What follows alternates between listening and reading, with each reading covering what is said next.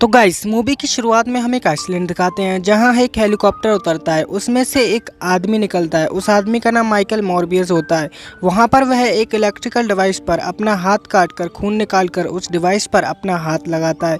तभी वहां अचानक बहुत सारे पेट्स आ जाते हैं और वह उन्हें पकड़कर ले जाता है। अब आप लोग सोच रहे होंगे उसने ऐसा क्यों किया। यह आपको सोचने की जरूरत नहीं है, मैं आपको बताता हूँ। दरअसल उसे बचपन से ही एक गंभीर बीमारी है जिसे रेड ब्लड डिसीज कहते हैं। वह इस बीमारी का सोल्यूशन खोज रहा है, इसलिए वह बैट्स को ले गया है। वह इन पर कुछ रिसर्च करने वाला है। अब मूवी में हमें 25 साल पहले का सीन दिखाते हैं जहां हम हॉस्पिटल देखते हैं। यहाँ हैंडीक्राफ्ट बच्चे रहते हैं। वहां पर माइकल भी रहता है। तब वह 10 साल का था। एक दिन वहां पर एक और हैंडीक्राफ्ट लड़का आया, उसका नाम माइलो। डॉक्टर ने माइलो को माइकल से मिलाया और बोला तुम दोनों साथ में रहोगे। वह दोनों एक दूसरे के बहुत अच्छे दोस्त बन चुके थे। एक दिन जब माइलो की मशीन काम नहीं कर रही होती है तब माइकल उसे एक बॉल पेन के स्प्रिंग्स की मदद से ठीक कर देता है। इस चीज को देखते वहाँ के डॉक्टर आते हैं। डॉक्टर यह देखकर हैरान हो जाते हैं। डॉक्टर बोलते हैं इसका दिमाग तो बहुत तेज है, इसको पढ़ाई पर ध्यान देना चाहिए। तभी डॉक्टर उसे न्यूयॉर्क भेजने की कहते हैं। तभी माइकल कहता है मैं और इस बीमारी का इलाज ढूंढना चाहता हूं, पर मैं अपने दोस्त माइलो को अकेला नहीं छोड़ सकता। डॉक्टर बोलते हैं कि माइलो की देखभाल हम लोग करेंगे, तुम अपनी पढ़ाई पर ध्यान दो। अब हमें सीन प्रेजेंट में दिखाते हैं जहां माइकल डॉक्टर बन चुका है और वह एक पेशेंट का इलाज कर रहा होता है। वहां उसकी असिस्टेंट मार्टिन भी होती है। अब हमें दिखाते हैं कि वो दोनों लैब में जाते हैं और डॉक्टर माइकल बैट्स पर एक्सपेरिमेंट करता है जो वो उस आइसलैंड से पकड़ कर लाया था और एक केमिकल बनाता है। उसे वह एक चूहे पर यूज करता है और वह देखता है कि चूहे को कुछ नहीं होता। अब माइकल वो केमिकल खुद पर इस्तेमाल करता है। मार्टिन इंजेक्शन लगाने में उसकी मदद करती है और उसे टेबल से बांध देती है। इसी बीच हम देखते हैं कि एक आदमी लैब में आता है और मार्टिन को परेशान करता है। मार्टिन उसे जाने को बोलती है पर वह नहीं जाता। मार्टिन का ध्यान माइकल पर जाता है। माइकल अपनी टेबल पर नहीं होता है।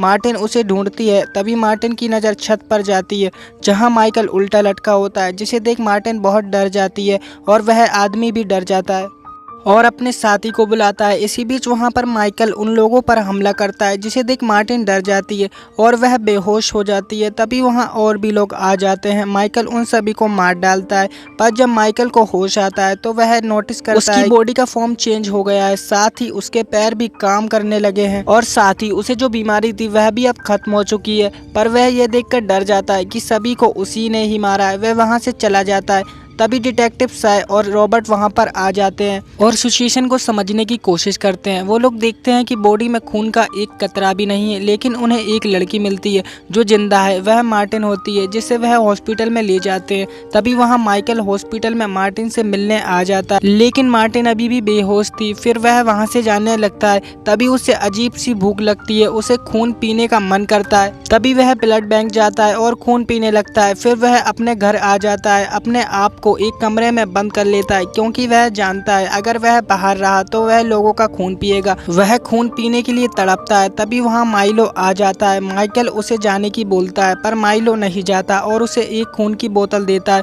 जब जाकर माइकल शांत होता है तब माइलो और माइकल आपस में बात करते हैं। माइलो कहता है मुझे भी यह केमिकल चाहिए, मैं भी ताकतवर बनना चाहता हूँ। माइकल बोलता है यह वरदान नहीं, अभिशाप है। तुम ठीक तो हो जाओगे, पर तुम्हें जिंदा रहने के लिए दूसरों का खून पीना होगा और मैं ऐसा नहीं होने दूंगा। लेकिन माइलो उसकी बात नहीं मानता और वह केमिकल मांगने की जिद करता है। तभी उन दोनों में छोटा सा झगड़ा हो जाता है। माइलो वहां से चला जाता है। तभी हमें मूवी के अगले सीन में दिखाते हैं कि वह दोनों डिटेक्टिव हॉस्पिटल में मार्टिन से मिलने आते हैं और उससे पूछते हैं उस दिन क्या हुआ था। मार्टिन बोलती है मुझे कुछ याद नहीं है। तभी वह दोनों डिटेक्टिव वहां से चले जाते हैं। तभी हमें आगे दिखाते हैं कि हॉस्पिटल में एक नर्स की लाश मिलती है, उसकी बॉडी में ही खून नहीं होता। जब यह सब माइकल देखता है तो उसे ऐसा लगता है कि इसे मैंने ही मारा होगा। तभी वह इस देश से बाहर जाने के लिए निकलता है। तभी रास्ते में उसे वह दोनों डिटेक्टिव मिलते हैं और उसे पूछताछ करते हैं। इसी बीच साय को याद आता है कि जब लैब में हमला हुआ था, जब माइकल वहां नहीं था, तभी वह माइकल को पकड़ते हैं,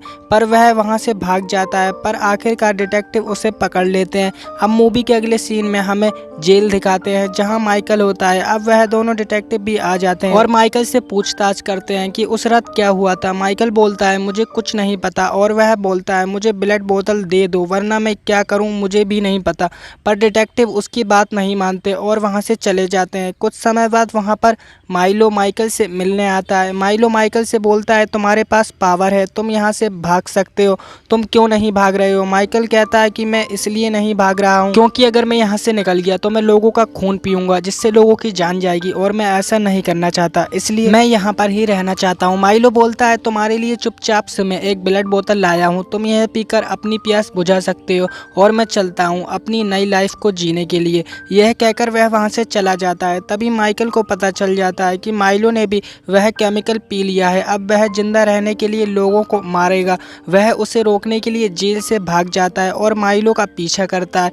और अब हम दोनों की फाइट देखते हैं। फाइट के दौरान माइलो अपने आप पर कंट्रोल खो बैठता है और वह जो पुलिस वाले उन्हें पकड़ने के लिए आते हैं वह उन्हें भी मार डालता है और माइलो और माइकल वहां से चले जाते हैं। अब हमें मूवी के अगले सीन में बताते हैं कि पुलिस वालों की मौत को देख वह दोनों डिटेक्टिव काफ़ी परेशान होते हैं और दूसरी तरफ मार्टिन हॉस्पिटल में भागकर माइकल से मिलने जाती है और वह दोनों एक होटल में मिलते हैं। फिर माइकल उसे माइलो के बारे में बताता है। इस बीच माइकल दो आदमी को देखता है जो होटल के ओनर के पास आकर नकली नोट को बदलते हैं। वह भी जबरदस्ती और इसी चीज को देख माइकल मार्टिन से कहता है कि उसे उसकी लैब में कुछ सामान चाहिए और तभी माइकल उन दो आदमी का पीछा कर उनके लैब में पहुंचता है जहां जाकर वह उनकी नकली नोट और उससे रिलेटेड सामान उठाने के लिए कहता है, जिसे सुनकर वो लोग उसकी बात नहीं मानते हैं। माइकल उन्हें मार के भगाता है और दूसरी ओर माइलो मार्टिन के पास लैब में जाता है और उसे माइकल का पता पूछता है, पर मार्टिन उसे कुछ नहीं बताती है।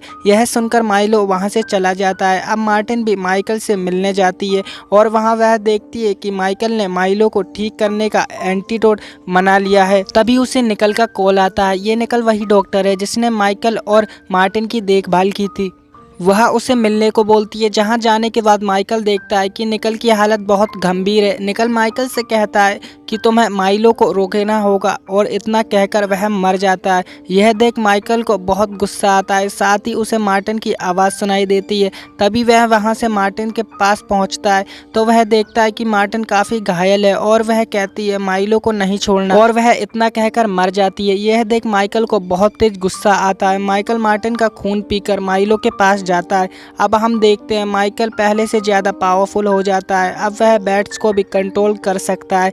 अब हम उन दोनों के बीच खतरनाक फाइट्स देखते हैं जहां माइकल काफ़ी सारी बैट्स की मदद से माइलो को रोकने में कामयाब होता है और साथ ही वह उसे एंटीडोट लगाकर मार डालता है। तभी हम देखते हैं अब वहां वह दोनों डिटेक्टिव आ जाते हैं और माइकल वहां से भाग चुका होता है। मूवी के एंडिंग में हमें एक अजीब सा सीन दिखाते हैं कि माइकल दूसरी यूनिवर्स में चला जाता है। इसी के साथ मूवी का एंड हो जाता है। तो गाइस आपको क्या लगता है इस मूवी का दूसरा भी पार्ट आएगा, क्योंकि ये मूवी मार्वल्स फैमिली से बिलोंग करती है। और गाइस आपको कैसी लगी ये मूवी, क्या आपने इस मूवी को थिएटर में देखा या फिर आपने सिर्फ इसका एक्सप्लेनेशन सुना है? नीचे कमेंट बॉक्स में ज़रूर बताना। चलिए मिलते हैं अगली वीडियो में, तब तक के लिए tata and goodbye and take care.